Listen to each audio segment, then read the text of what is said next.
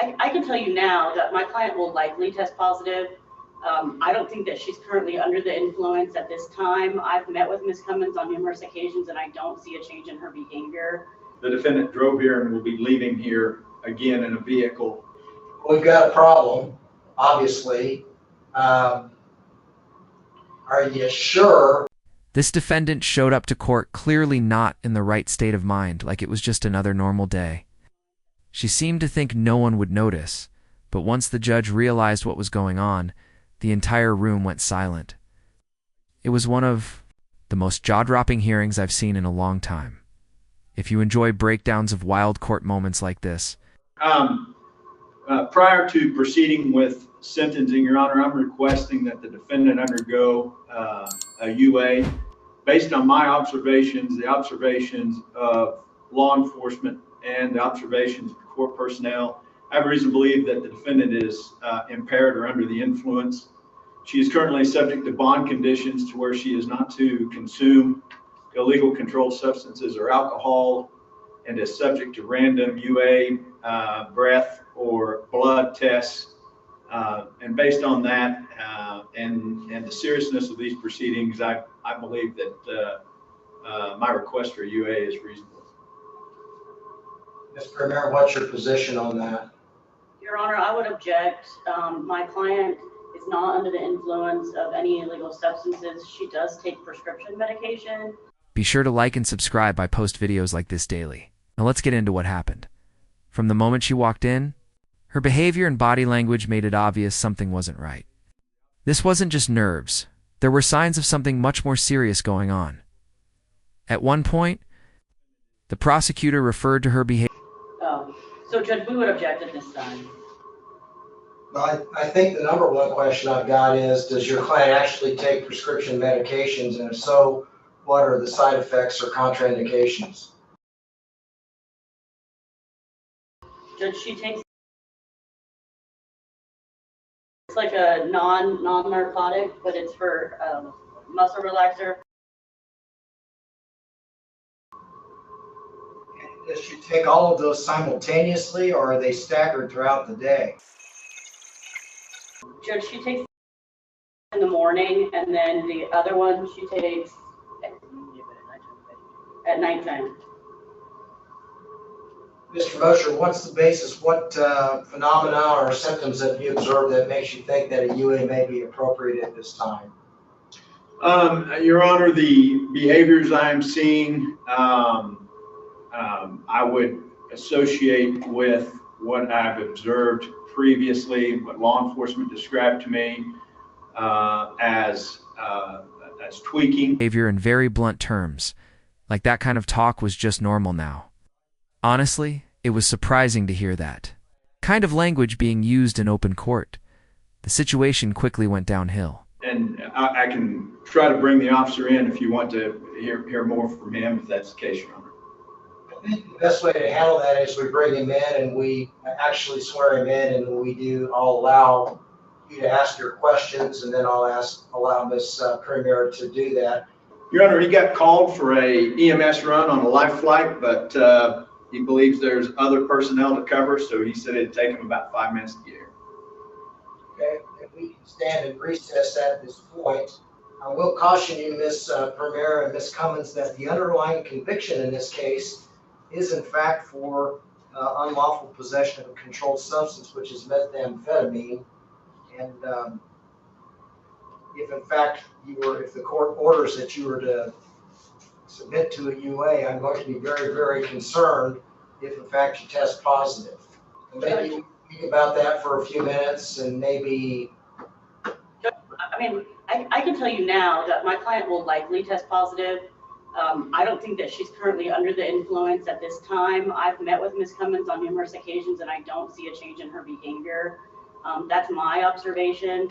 Clearly, she does have a drug problem. That's why the plan was to get her on probation, get her into a drug and alcohol evaluation, and then hopefully get her into treatment. But I don't think, personally, I don't think that she's under the influence today. Well, okay, she does have a bond condition then that requires her not to utilize drugs. Additionally, she's a convicted felon at this point.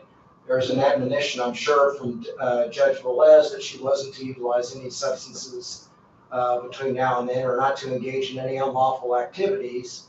And the concern becomes, okay, you know, based on my fairly knowledgeable experience with this, there's a fairly short lifespan on the metabolism rate of the methamphetamine compound.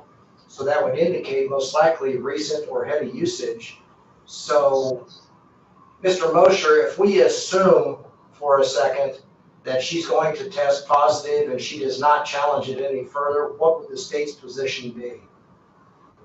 Your Honor, I to some extent, I would leave that to the court. I'm just concerned if Ms. Cummins is impaired to, and this isn't the first time I've encountered this type of situation. I've taken the same approach. Given the seriousness of the situation, I'm concerned with going forward with sentencing if she is in fact test positive. If that's the case, then I most likely will probably agree with the state because the last thing they'll really want is an individual who ostensibly is under the influence, particularly if her counsel has a good faith basis to believe that she will test positive, and we will continue the sentencing, and I will probably want her taken into custody until she presents with a clean urine sample. And then secondly, she'll be tested before her next sentencing hearing. So why don't I go off the record? Ms. Premier, you go and talk to your client for a minute while we wait for the officer, and then you let me know what you want to do after having time to consult with your client. Judge, I have consulted with her. Well, I'll talk to her now. I'll be back in a few minutes. That's fine. All right, we'll stand in recess. The judge was clearly reaching their limit and was just about ready to bring things to an end. Then it got worse. She seemed to forget she even had kids. You could see the judge's expression. Ms. Premier, I provided you an opportunity to confer with your client in confidence in regards to the state's request for a pre-sentencing UA. They've at least proffered a good faith basis, and you've at least proffered some disturbing facts. I left the ball in your court. The officer is now present and can provide the court with his testimony. Have you, after discussing with your client, how do you desire to proceed at this point? Well, Judge, I mean, she will test positive. I don't know that the officer's testimony is needed today. I don't know if he's ever even met her previously, but Judge, I could make arrangements for her to get a drug and alcohol evaluation between now and her next sentencing. It is my understanding from my client that she has been, since her release from jail, she has had long periods of sobriety and then would relapse. She has had two recent deaths. A stepson of hers passed away in June, and then recently a friend of hers committed suicide. So that triggered her usage. She does believe that she can maintain sobriety and doesn't feel the need that she needs to be placed into custody in order to be sober. I will tell the court that she does have 2 young children, which she has custody of, and maintains the home for those children. So my concern is if she does go into custody, or if the court orders her into custody, that this could trigger a whole sync case and the kids being placed in DCF custody and just disrupting the whole family. Where's the natural father at, or the significant other? So the oldest child, her father is incarcerated somewhere, and then the youngest child, he lives in Wallace County and has weekend visitation. Change instantly. Like they were losing hope in the situation. I'm not going to leave. This case was hard to watch. But the truth is, she put herself in this position. Mr. Mosher, I'm willing to accept the proffer of Ms. Premier Chavez that her client will test positive for today's purposes. Is that adequate for your purposes, or do you still want the officer to testify? Your Honor, I would tell you that in the recess, I told the officer what he would be expected to testify about. One of the things that he expressed his concern to me, that his greatest concern based on his observations was the fact that the defendant drove here and will be leaving here again in a vehicle, and he did not feel that that was a safe condition based on how she presented to him. And wait until you hear how far she drove while clearly not in a safe state. It's unbelievable. Look, the defense attorney was doing their job, but at that point, it felt like they were trying to... Mr. Premier, where does your client live? She lives in Deerfield. And how far from Tribune is that? Like an hour and a half, hour and 15, I would say. Where are the children at now? I'm sorry? Where are the children at now? Oh, they took the bus home from school, and so they should be at that residence. Who lives in the residence besides the defendant and the children? Nobody else. Are there family members in the town where she lives at? No, Your Honor.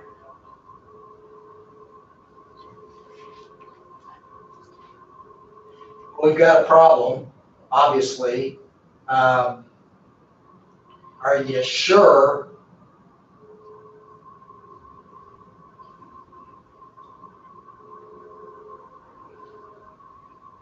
Judge, she could make, if the officer is concerned about her driving, Ms. Cummings could make arrangements for somebody to come pick her up and drive her back, and then they could possibly come and retrieve the car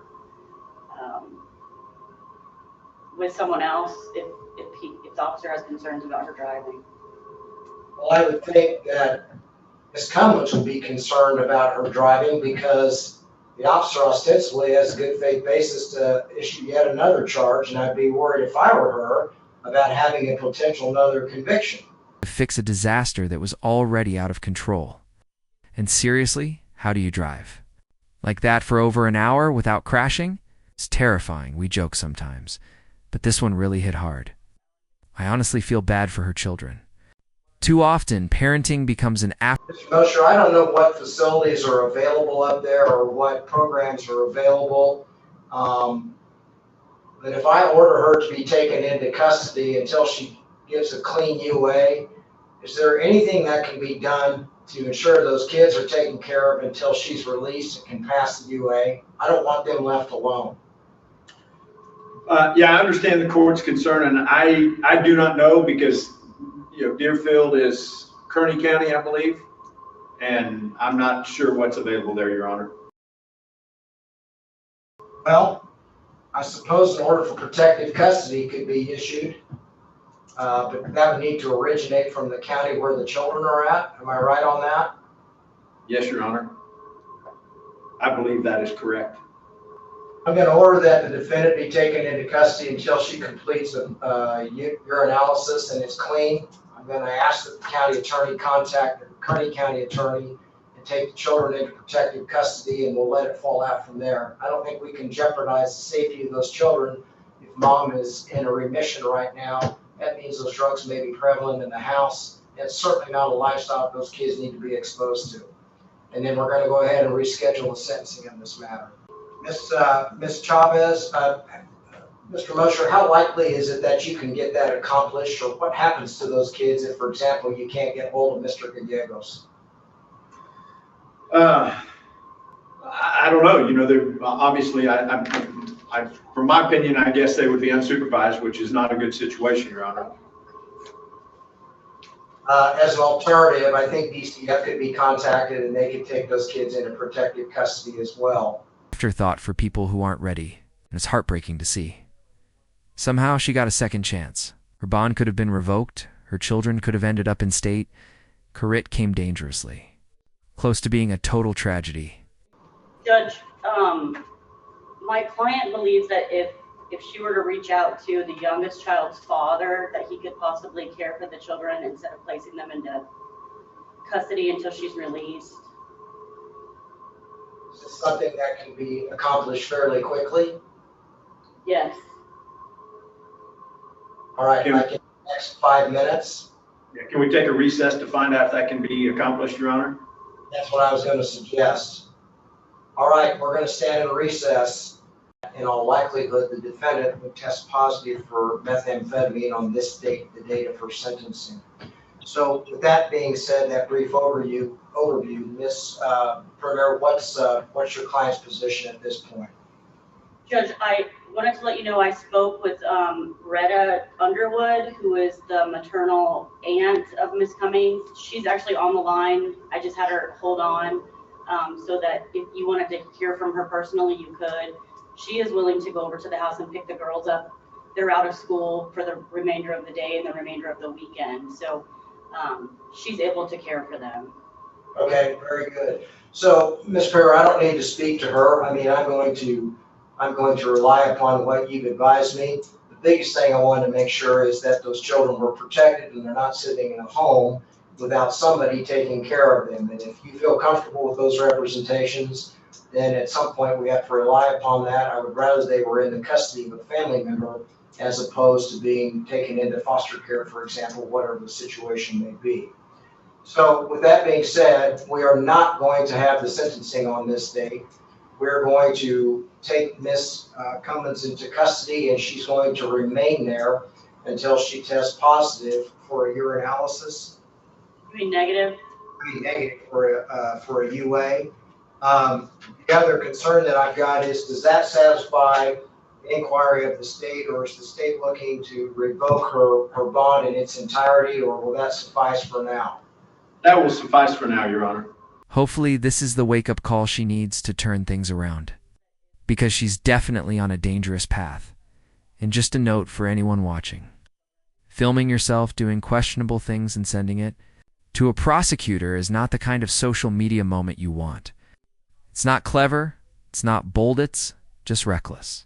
The other thing, I'm going to add some additional conditions of your bond here, and that's going to be that you are going to have to undergo at your expense every Monday and Thursday until the date of your sentencing a urinalysis, and it needs to be at somebody reputable. I know in Finney County, Excelicare will do theirs, and some of the trucking companies will do those, and they're certified. If you don't do it, you got a big problem.